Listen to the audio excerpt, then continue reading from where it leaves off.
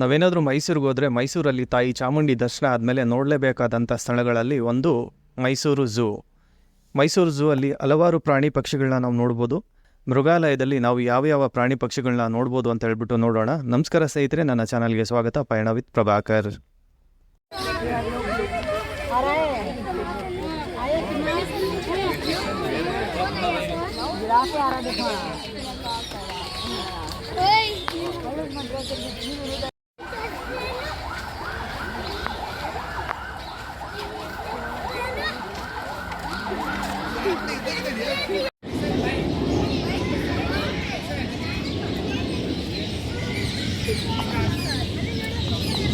ಶ್ರೀ ಜಯಚಾಮರಾಜೇಂದ್ರ ಮೃಗಾಲಯವು ದೇಶದ ಪ್ರಮುಖ ಪ್ರವಾಸಿ ಆಕರ್ಷಣೆಯಾಗಿದೆ. ಇದು ದೇಶದ 3ನೇ ಅತ್ಯುತ್ತಮ ಮೃಗಾಲಯ ಎಂದು ಕೇಂದ್ರ ಮೃಗಾಲಯ ಪ್ರಾಧಿಕಾರ ಘೋಷಿಸಿದೆ. ಭುವನೇಶ್ವರದಲ್ಲಿ ಇತ್ತೀಚೆಗೆ ದೇಶದ ಅಗ್ರ 10 ಅತ್ಯುತ್ತಮ ಮೃಗಾಲಯಗಳನ್ನು ಪಟ್ಟಿ ಮಾಡಲಾಗಿದ್ದು, ಅವುಗಳಲ್ಲಿ ಕರ್ನಾಟಕದ ಮೈಸೂರು ಮೃಗಾಲಯವು ಅಗ್ರ 3ನೇ ಸ್ಥಾನ ಪಡೆದಿದೆ. ಮೈಸೂರು ಮೃಗಾಲಯ ದೊಡ್ಡದಾಗಿ ಆರಂಭವಾಗಲಿಲ್ಲ. ಮೊದಲಿಗೆ ಮೃಗಾಲಯವು ಕೇವಲ 10.9 ಎಕರೆ ಭೂಮಿಯನ್ನು ಹೊಂದಿತ್ತು. ಕ್ರಮೇಣ ಕಾಲಾಂತರದಲ್ಲಿ ಹೆಚ್ಚಿನ ಭೂಮಿಯನ್ನು ಪಡೆದು ಹೆಚ್ಚಿನ ಪ್ರಾಣಿಗಳಿಗೆ ಆಶ್ರಯ ನೀಡಲಾಯಿತು.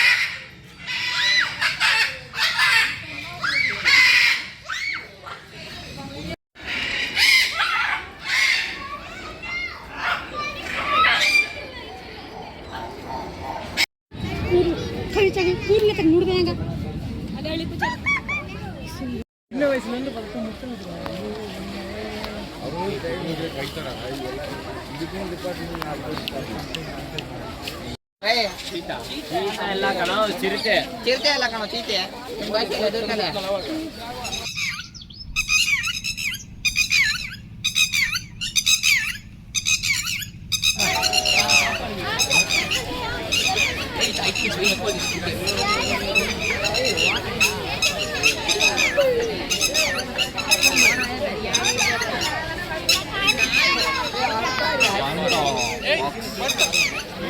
ಹೋಯ್ತು ಶರ್ಟ್ ಎಲ್ಲ ನೋಡಿ.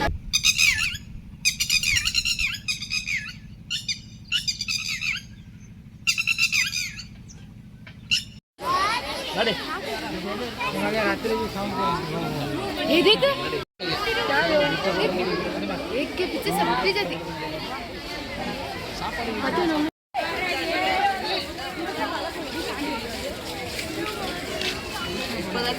சுண்டல் வாடா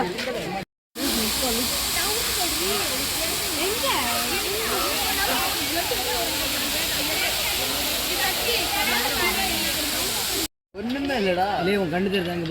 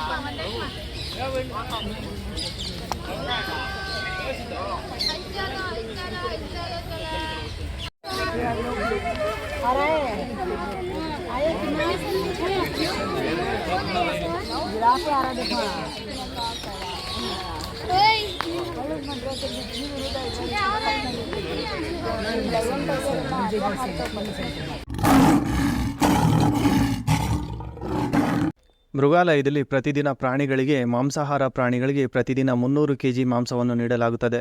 ಸಸ್ಯಾಹಾರಿ ಪ್ರಾಣಿಗಳಿಗೆ ಪ್ರತಿದಿನ 400 kg ಹಣ್ಣು ತರಕಾರಿಗಳನ್ನು ನೀಡಲಾಗುತ್ತದೆ. ಇದರ ಜೊತೆಗೆ 750 kg ದವಸ ಧಾನ್ಯಗಳು ಮತ್ತು ದ್ವಿದಳ ಧಾನ್ಯಗಳನ್ನು ನೀಡಲಾಗುತ್ತದೆ.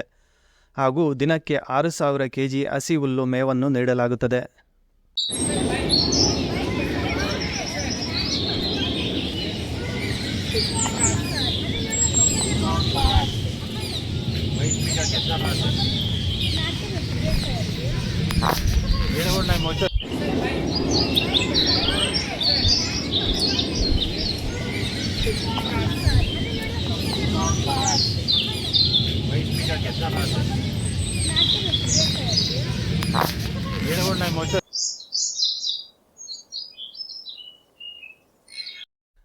ಝೂ ಎಲ್ಲ ನೋಡಿ ಆದಮೇಲೆ ಪಕ್ಕದಲ್ಲೇ ನಮಗೆ ಅಕ್ವಾ ವರ್ಲ್ಡ್ ಅಂತ ಹೇಳ್ಬಿಟ್ಟು ಫಿಶ್ ಅಕ್ವೇರಿಯಂ ಇದೆ. ಅಲ್ಲೂ ಕೂಡ ಹೋಗಿ ನೋಡ್ಕೊಂಬರ್ಬೋದು. ಇಲ್ಲಿ ಬಣ್ಣ ಬಣ್ಣದ ಮೀನುಗಳಿರುತ್ತೆ. ಮಕ್ಕಳಿಗೆ ತೋರಿಸೋದಕ್ಕೆ ತುಂಬ ಚೆನ್ನಾಗಿದೆ.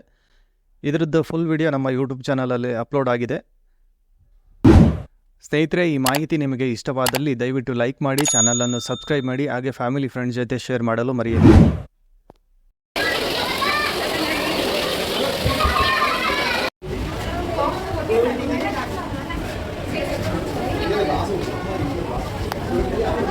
Jadi